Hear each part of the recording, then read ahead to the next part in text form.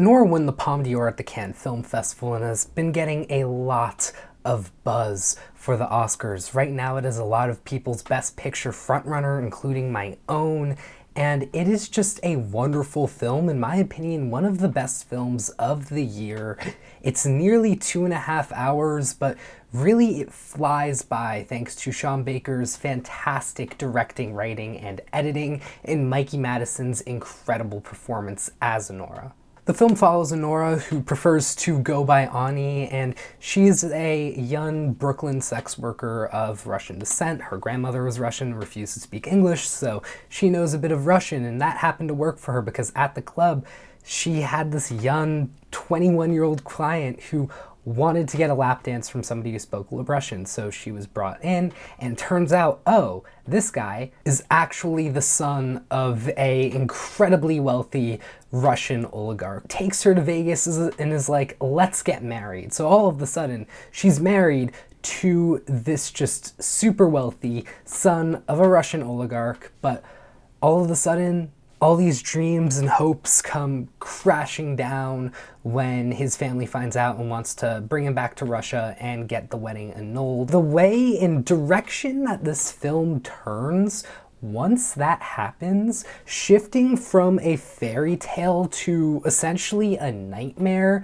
is just so well executed. There's this 25-minute scene, like when the story is flipping on its own head, and all of a sudden, like, you know, there's a character chase for a big chunk of this film after that, and it's just so fascinating and so well done. Sean Baker's direction in these scenes, the way he lets conversations just linger, he really lets the audience live in these small moments with these characters, and it's so well done. But Mikey Madison, oh my god, because as the film keeps going, she starts from having this confident bravado that just begins to unravel, and she gets more vulnerable. And also throughout the film, like, a good choice is that she becomes more clothed. You know what I mean? Like, you see less of her as a sex worker and more of her as a person, which is Sean Baker's goal. His goal with his films is to humanize sex workers who are just dehumanized constantly. I mean, look at the world right now, where like when a sex worker like says something and it's on social media and it's well known, look at the comments and look at how many people immediately invalidate that person just because they're a sex worker. So Baker does a fantastic job humanizing Ani and really like putting you in her shoes. She also really cleverly uses her accent. Like when she's in the club trying to get clients, she's very like happy-go-lucky and tries to almost hide the accent and like just raise the pitch of her voice to being just like more sweet and excited.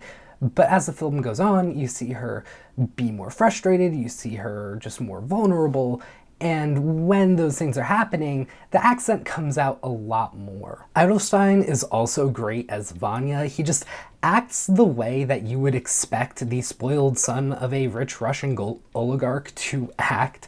You know, he's so childish, but all of a sudden, like, at times is able to, like, kind of turn on, like, this smarter side to him. Like, he obviously is, like, a relatively knowledgeable person who knows how to get around in life, but just chooses not to because he has the money and the privilege to not have to worry about anything. So when Vanya's parents are trying to send him back home to Russia and get the marriage annulled with Anora, they send 3 people after them. They send Toros and Garnik, who are these Armenian brothers, and they bring along Igor, who's this Russian that kind of acts as their muscle and is played by Yura Borisov. Of all the supporting performances in this film, I think his was my favorite. It was so subtle, and he was just a very quiet, soft-spoken, but really kind of intimidating character because you see that he's like this strong guy, but he also is just like a well-meaning person. This is definitely, like I said already, one of my favorite films of the year. I'm giving it a 4.5 out of 5. I highly recommend it that you go and check it out. And anyways, what about all of you who have already seen Anora? What were your thoughts on the film? Please let me know in the comments down below. I would love to start a discussion about this film. And yeah, I'll see you all in the next movie review. Take care.